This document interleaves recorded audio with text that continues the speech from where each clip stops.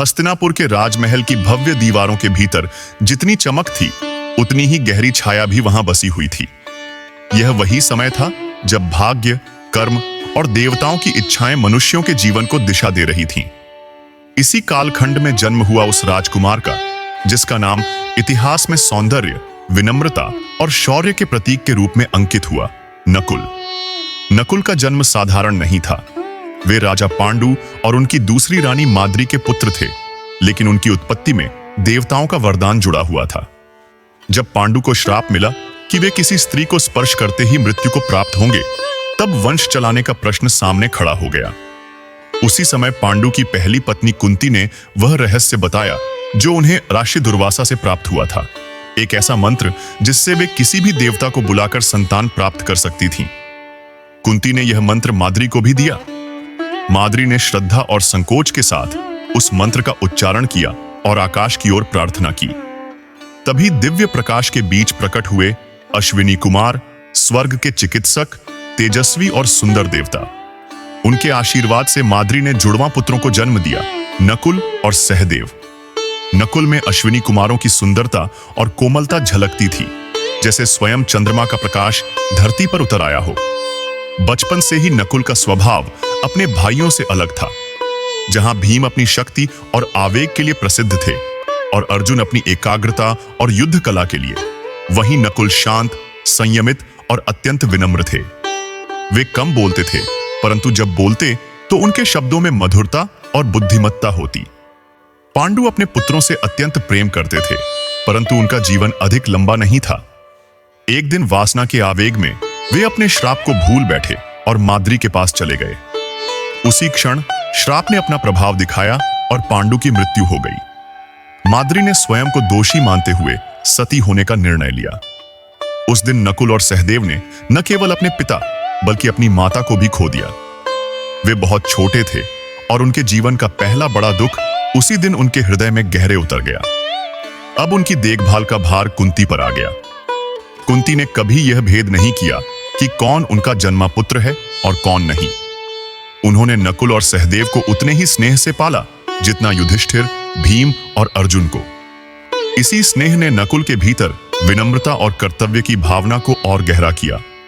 समय बीतता गया और पांचों पांडव हस्तिनापुर लौट आए। वहां उनका सामना हुआ दुर्योधन और उसके भाइयों से।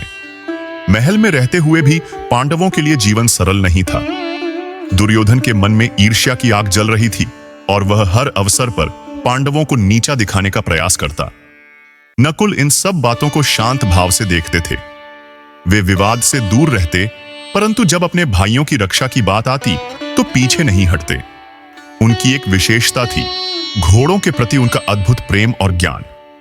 वे अश्व विद्या में इतने निपुण थे कि कोई भी घायल या थका हुआ घोड़ा उनके स्पर्श से ही स्वस्थ हो उठता था। यह गुण उन्हें उनके दिव्य पिता अश्विनी कुमारों से प्राप्त हुआ था।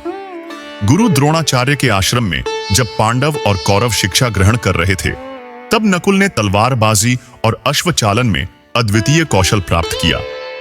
वे युद्ध में भले ही अर्जुन जितने प्रसिद्ध न हुए हों, परंतु उनकी गति, संतुलन और शालीनता उन्हें एक अलग ही स्थान देती थी।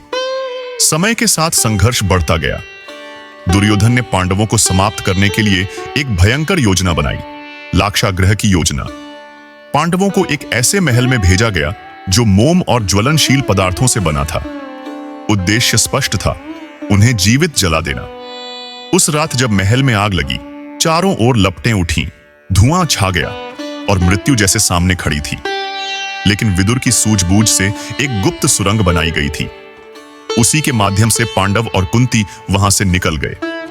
उस अंधेरी सुरंग में चलते हुए नकुल के मन में भय था, लेकिन साथ ही एक दृढ़ विश्वास भी कि वे अपने भाइयों के साथ हैं और यही उनकी सबसे बड़ी शक्ति है। जंगलों में भटकते हुए पांडवों ने कठिनाइयों का सामना किया। भूख, प्यास, अनिश्चितता, सब कुछ उनके जीवन का हिस्सा बन गया। नकुल ने कभी शिकायत नहीं की। वे अपने बड़े भाई युधिष्ठिर के आदेशों का पालन करते और अपने छोटे भाई सहदेव का विशेष ध्यान रखते। उनका जीवन जैसे एक तपस्या बन गया था, एक ऐसा तप जो उन्हें भविष्य के महान संघर्ष के लिए तैयार कर रहा था। इसी दौरान पांडवों का जीवन एक नए मोड़ पर पहुंचा। जब उनका परिचय पंचाल की राजकुमारी द्रौपदी से हुआ। लेकिन वह कहानी आगे की है, जिसमें प्रेम, राजनीति और भाग्य की नई दिशा छिपी हुई है। यहां तक नकुल का जीवन एक शांत नदी की तरह बहता रहा, गहरा, संयमित और भीतर से शक्तिशाली। वन की कठिनाइयों और संघर्षों के बीच जीवन बिताते हुए पांडवों के भाग्य ने एक नया मोड़ लिया। यह वह समय था जब पंचाल राज्य में एक भव्य स्वयंवर का आयोजन हुआ था। राजकुमारी द्रौपदी अपने लिए योग्य वर चुनने वाली थीं। दूर दूर से राजा और योद्धा वहां एकत्र हुए थे। पांडव भी ब्राह्मण वेश में वहां पहुंचे। स्वयंवर की शर्त अत्यंत कठिन थी। एक घूमती हुई मछली की आंख को केवल उसके प्रतिबिंब को देखकर भेदना। अनेक वीर प्रयास करते रहे, परंतु असफल रहे। अंततः अर्जुन ने उस लक्ष्य को भेद दिया और द्रौपदी का वरण किया। जब पांडव अपनी माता कुंती के पास लौटे और कहा कि वे भिक्षा लाए हैं, तब अनजाने में कुंती ने कह दिया, जो भी लाए हो आपस में बांट लो। उस एक वाक्य ने इतिहास की दिशा बदल दी। द्रौपदी पांचों पांडवों की पत्नी बनी और नकुल भी उनके पतियों में से एक हुए। नकुल का स्वभाव प्रेम में भी वैसा ही था, शांत, सम्मानपूर्ण और मर्यादित। वे द्रौपदी का अत्यंत आदर करते थे, परंतु कभी अधिकार का प्रदर्शन नहीं करते। उनके भीतर एक संतुलन था जो उन्हें अन्य भाइयों से अलग बनाता था। समय के साथ पांडवों को उनका राज्य मिला, इंद्रप्रस्थ। वहां उन्होंने एक भव्य नगर बसाया और युधिष्ठिर के नेतृत्व में धर्म और न्याय का राज्य स्थापित हुआ। नकुल को राज्य के अश्व विभाग की जिम्मेदारी सौंपी गई। उन्होंने घोड़ों की देखभाल, प्रशिक्षण और सेना के संगठन में अद्वितीय योगदान दिया। उनके प्रबंधन में अश्वसेना इतनी सशक्त हो गई कि इंद्रप्रस्थ की शक्ति चारों दिशाओं में प्रसिद्ध हो गई। लेकिन यह सुख अधिक समय तक टिक नहीं सका। हस्तिनापुर में बैठा दुर्योधन इस वैभव को देखकर जल उठा। उसके मन में ईर्ष्या और द्वेष की आग और भड़क उठी। इसी ईर्ष्या ने जन्म दिया उस विनाशकारी घटना को, जुए का खेल।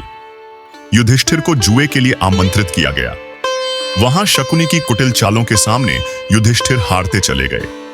उन्होंने अपना राज्य, अपने भाई, स्वयं को और अंत में द्रौपदी को भी दांव पर लगा दिया।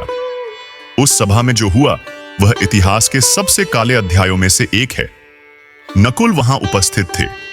उनका हृदय क्रोध और अपमान से जल रहा था, परंतु वे अपने बड़े भाई के आदेश और मर्यादा में बंधे थे। उन्होंने उस दिन अपने भीतर एक प्रतिज्ञा को जन्म लेते हुए महसूस किया, अधर्म के विरुद्ध खड़े होने की प्रतिज्ञा। जुए के परिणाम स्वरूप पांडवों को 12 वर्ष का वनवास और 1 वर्ष का अज्ञातवास मिला। वनवास के वर्षों में नकुल ने अपने धैर्य और सेवा भाव से सभी का मन जीता। वे जंगल में भी अपने भाइयों और द्रौपदी की देखभाल करते, घोड़ों और पशुओं की सेवा करते और हर कठिनाई को मुस्कान के साथ स्वीकार करते। अज्ञातवास के दौरान पांडवों ने मत्स्य देश में छिपकर जीवन बिताया। नकुल ने वहां एक घुड़साल के सेवक के रूप में काम किया। उनके ज्ञान और कौशल से वहां के घोड़े पहले से कहीं अधिक सशक्त और स्वस्थ हो गए। किसी को यह संदेह तक नहीं हुआ कि यह साधारण सेवक वास्तव में एक राजकुमार और महान योद्धा है। समय पूरा हुआ और अब वह घड़ी आ गई जिसका इंतजार वर्षों से था, महायुद्ध की घड़ी। कुरुक्षेत्र का मैदान तैयार था।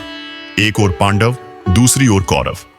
यह केवल युद्ध नहीं था, यह धर्म और अधर्म का अंतिम संघर्ष था। नकुल ने इस युद्ध में अपनी पूरी शक्ति और कौशल का प्रदर्शन किया। उन्होंने कई वीर योद्धाओं का सामना किया और उन्हें परास्त किया। वे विशेष रूप से तलवारबाजी में अद्वितीय थे। उनकी गति इतनी तीव्र थी कि शत्रु को संभलने का अवसर ही नहीं मिलता था। युद्ध के दौरान उन्होंने अनेक कौरव योद्धाओं को हराया। वे अपने भाइयों के साथ कंधे से कंधा मिलाकर लड़े। उनका साहस शांत था, परंतु प्रभावशाली। वे बिना शोर किए, बिना अहंकार के अपना कर्तव्य निभाते रहे। अंततः 18 दिनों के भीषण युद्ध के बाद पांडवों की विजय हुई।